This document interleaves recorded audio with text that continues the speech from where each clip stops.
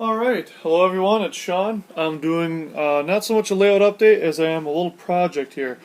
So what I'm doing is I'm taking all these little switch throws and I'm installing them around my switches because when I get the overhead hung up, thanks to Andy Breaker who will be doing that for me, when that's all finished up, all these switches are going to be kind of a pain to get to, at least the inner ones. So I'm putting switch throws in so that way you're not reaching across the wire, under the wire, over the wire, and whatnot. So what I've got here are little Caboose Industries ground throws. I've got some strip styrene 3/32 inch tubing like this. I've got some very fine steel wire. Now this is by K&S Engineering out of Chicago, Illinois, stock number 498. I picked this up for like $3. I picked this up for a few bucks. Some of the basic tools you'll need is just an X-Acto knife, track clippers, a little drill just in case. You're going to need your small nail driver, a small hammer, and a pair of pliers. Doesn't matter what kind of pliers they are, as long as it has a good flat tip and a good bite. So let's get some of these extra parts here out of the way, and I'll show you exactly how we do this. Alright, so we want to do this switch. And to get to that switch with the tubing, we have to go underneath the track. And since I don't have roadbed, I can't cut into the roadbed. So what I'm going to do is I'm going to trim underneath the rail right where the plastic is. If you know you want to do this ahead of time, it's really nice if you cut the track or if you use roadbed, it's a lot easier. The reason this is so easy for me is because I'm using Pico Code 83 track, which actually has a little bit of space in between the rail and the ties. So when you ballast, you see the gap, so it looks a little bit more realistic. I use Pico everything, all the track. All my switches are Pico. They last longer, they work better. That's just my brand preference. You can use whatever you like, and this will work with pretty much any manufacturer, as far as I'm aware.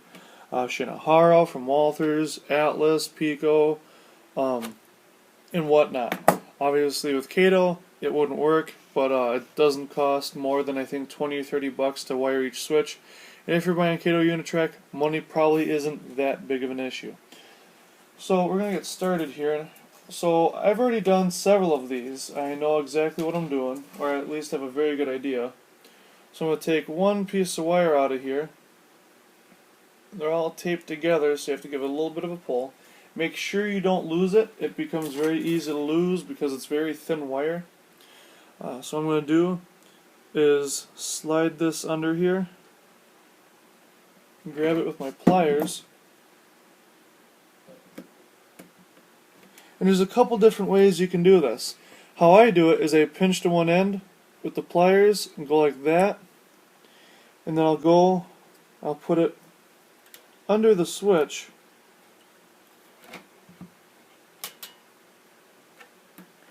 hold this like so, get on this side.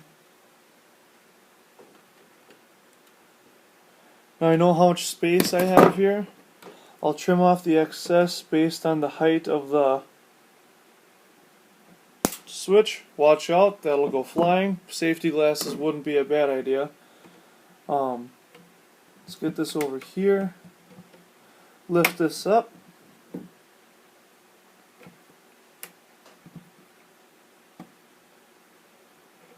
Underneath, and look at that. You don't have to worry about coming out or nothing, and it's thrown just like that. So now that we have that done, let's get the tubing on here, which you'll slide on from the other end of the wire.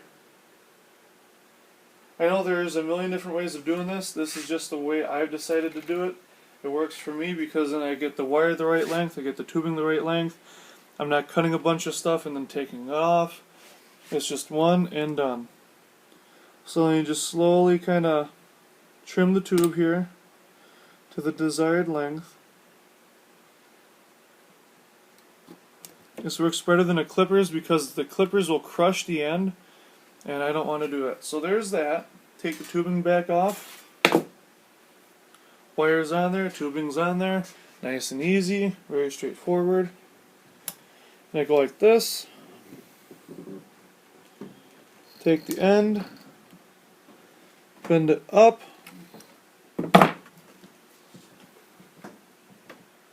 trim that, get my wire, put it back where I'm not going to lose it, take my switch throw.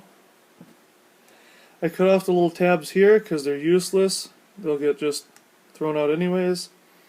Later on I'll go back and trim off the excess over here. So hopefully you guys can see all that. I don't know how this video is turning out. I'm doing this on my iPad, so I hope it's going well. Make sure that when you mount the switch that you have it thrown at the way that the switch is thrown. So right now this will be out, this will be in. Alright? So let's make sure we have it set up that way. Set this down here. Make sure it's going to work correctly with where I want to mount it. Looks like it's going to work just fine. I'm going to take a track nail, hold it with this, with my pliers, get it set into the wood a little bit there.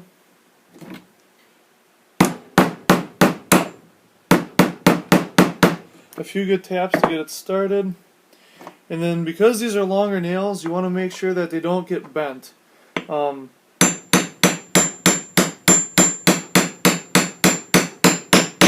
Once they start to bend, you want to replace them, because I know I don't like having that stuff happening.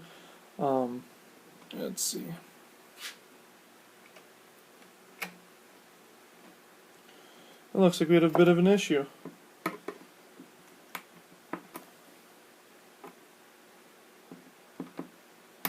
There we go. Alright, let's try that again. It got a little loose on me. So just take this, push it back down. Alright, so there's that side. That's throwing okay. So I'll grab another track nail. Put this guy in there. You want to try to get it so it's flush. Looks good. It's probably the best looking one I've done yet, because I've been not in a rush, but experimenting with this. I haven't done these in a long time.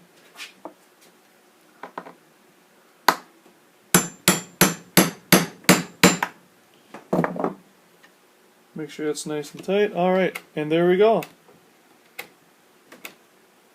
The tubing helps keep the wire straight. It helps it look a little bit more professional. Later on when I ballast, I'll glue this in place so that way it's not moving.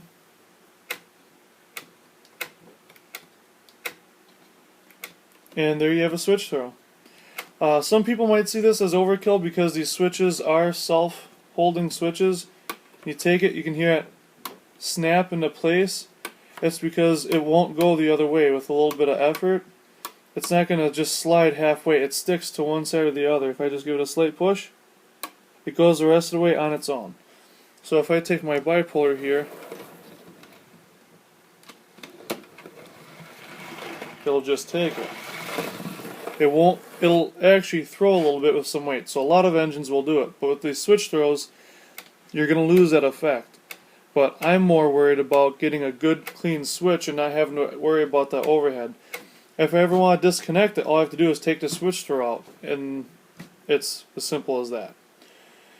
So with that, I've got a few more switches here to do. I've got 1, 2, 3, 4, 5 more to do right now, and then the base layout will be done. I'll be working on this outside to get the other part of the layout done. I'll have a layout update coming shortly for you guys. I'm not going to get real elaborate with the videos, I just don't have the time for it anymore, but I will have more coming.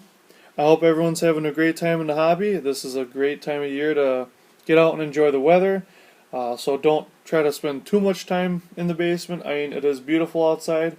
Go enjoy it while you can. Well, with that, I'll say adieu. Just remember, check into getting your lengths right. You want to have enough space from the track. You don't want to be too close to the edge. Somewhere right along the middle. So if anyone has any questions, comments, or concerns, please feel free to let me know.